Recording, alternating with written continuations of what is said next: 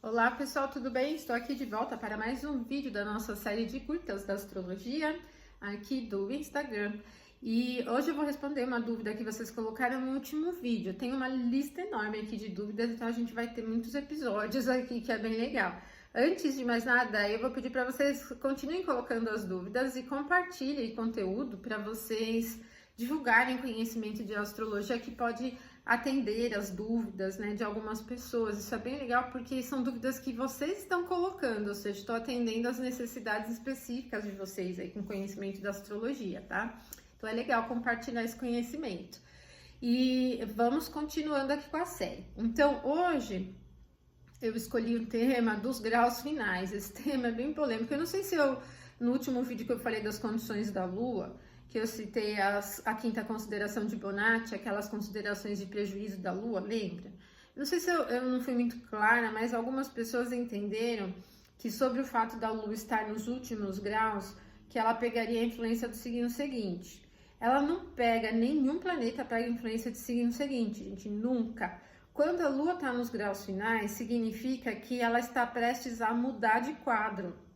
Então, ela vai sair de um espaço do zodíaco que tem uma determinadas características, qualidades primitivas da natureza, gênero, modo de ação, e vai entrar num novo. Então, essa mudança de espaço é como se você estivesse saindo mesmo de um ambiente físico com uma característica indo para outro ambiente físico. Estou saindo de uma sala com ar condicionado e indo para a rua que está um calor de 40 graus, por exemplo.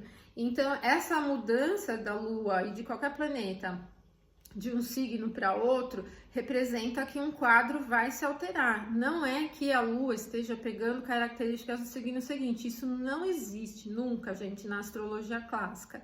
Mas é um tema comum na astrologia moderna. E aí eu digo para vocês, é importante, quando vocês estiverem estudando astrologia, talvez no começo dos estudos seja um pouco difícil de entender isso, né? Em termos de perspectiva, tal, mas é importante vocês definirem, vou para um caminho de astrologia moderna ou vou por um caminho de astrologia tradicional. Algumas pessoas dizem que é possível conciliar. Em alguns temas, sim, mas não tudo, 100% não é possível conciliar. Tem coisas que se contradizem muito entre a astrologia moderna e a astrologia clássica, e você vai escolher por um caminho ou por outro, né? Tem uma mistura, como eu tenho os cursos, por exemplo, o curso 2, que é de formação em técnicas preditivas, algumas pessoas que fazem esse curso vêm de uma abordagem moderna e estranham quando chegam numa abordagem clássica porque tem um outro jeito de olhar, tem outros, não só outros fatores que a gente considera, mas realmente um jeito diferente de ver mesmos pontos. Esse dos graus finais é um. Por exemplo, na astrologia moderna tem um interesse em geral, e eu já vi astrólogos renomados de astrologia moderna que dão aulas em escolas bem conceituadas, dizendo que sim. Estava outro dia acompanhando no YouTube, acho que era num evento que colocava vários profissionais de astrologia, todos de linha moderna, e as pessoas que estavam, os espectadores lá, né, ouvindo, assistindo, enviavam as suas dúvidas e alguém fez essa pergunta: se um planeta num grau final de um signo, ele já pegaria a influência de outro, e o astrólogo foi unânime em dizer que sim. Mas na astrologia clássica isso não existe. Por isso que eu tô falando, às vezes é difícil conciliar a astrologia clássica com a moderna, porque é o que eu falei, quando um planeta sai de um signo e entra no outro, ele vai mudar totalmente de território, de característica, então ele não pega influência. Outra coisa é que a maneira como o zodíaco é dividido em 12 partes iguais de 0 a 30 graus, na astrologia clássica ela é vista como divisões específicas, de 0 a 30 é um signo, de 0 a 30 é outro signo e assim por diante. Então, não há uma mescla entre um signo ou outro. E esse é um ponto que a gente tem que considerar bem importante, mesmo quando faz uma análise pelo viés da astrologia clássica. Nunca um planeta que está num grau final vai pegar a influência do signo seguinte, tá? Isso não existe. Agora, quando a gente está falando de casa astrológica, isso é possível? Eu já fiz um vídeo aqui em que eu falei das divisões, da maneira de dividir as casas, e a gente tem que levar isso em consideração. Se você não assistiu, busca aí nessa série curta da astrologia, que tem uma que eu falo da divisão de casas, né? Se você estiver trabalhando com a divisão das casas por signo inteiro, então você não vai ter muito problema, porque todas as casas vão começar em 0 e terminar em 30 graus. E não vai ter muita dificuldade para você entender quando um planeta está dentro de uma casa ou dentro da outra. Então, se um planeta estiver em 29 graus de um signo, ele não vai ter influência sobre a casa seguinte, que já vai começar em 0 do signo seguinte. Ele não tem. A barreira de um signo para outro, ela existe como uma limitação, como acabou o espaço de um aqui e vai começar o espaço do outro. Não tem uma mescla, né, de um com o outro. Mas quando você está dividindo as casas por quadrantes, isso é possível mediante um bom senso, pessoal, porque eu posso ter um planeta em um determinado signo que está a 3 graus da cúspide da casa seguinte.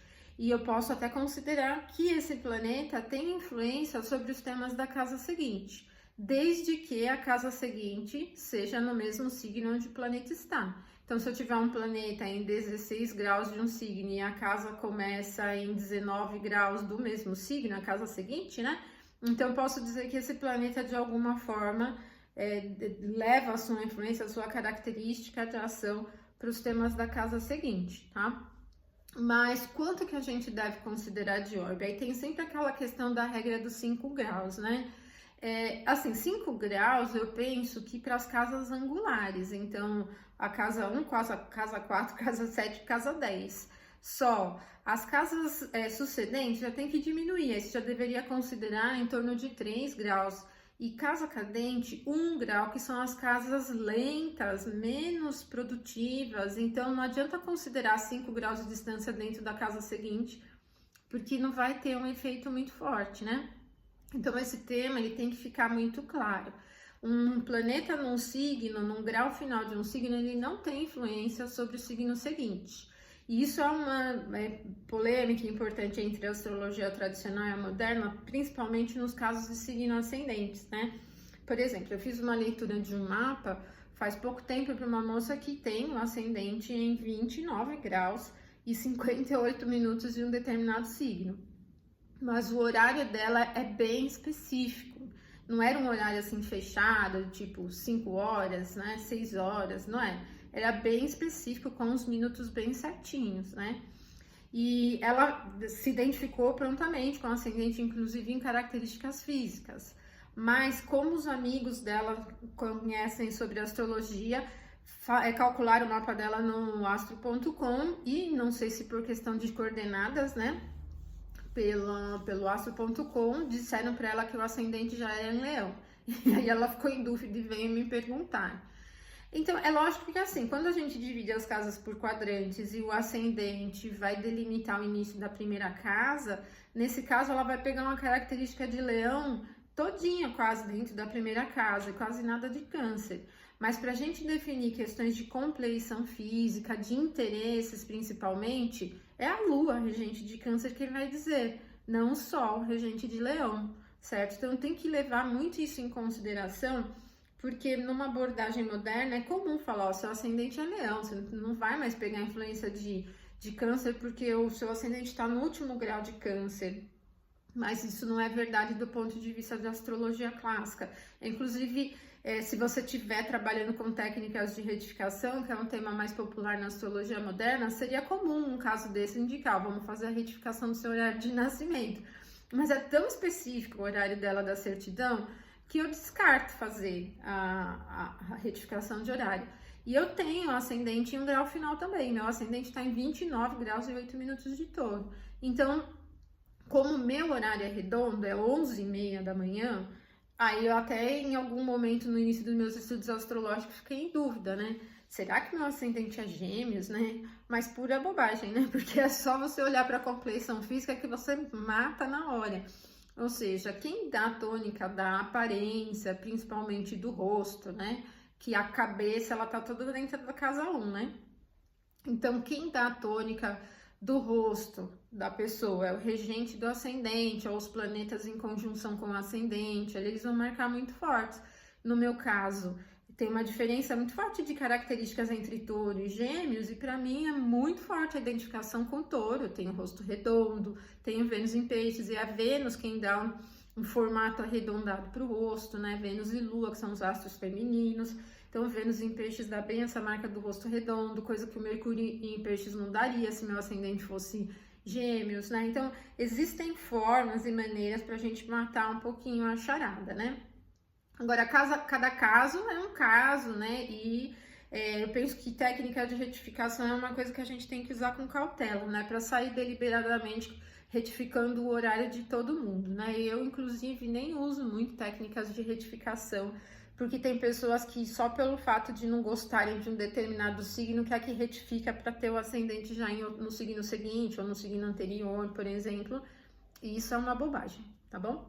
E também depois eu vou falar para vocês sobre escolha no outro tema aqui de horário para revolução, de local para revolução solar, que é uma outra coisa errada aí para se fazer, tá? Eu tenho alguns exemplos interessantes. Mas por enquanto é isso, né? Pelo tempo que a gente tem aqui. Um abraço para vocês e até o próximo episódio. Então, até mais.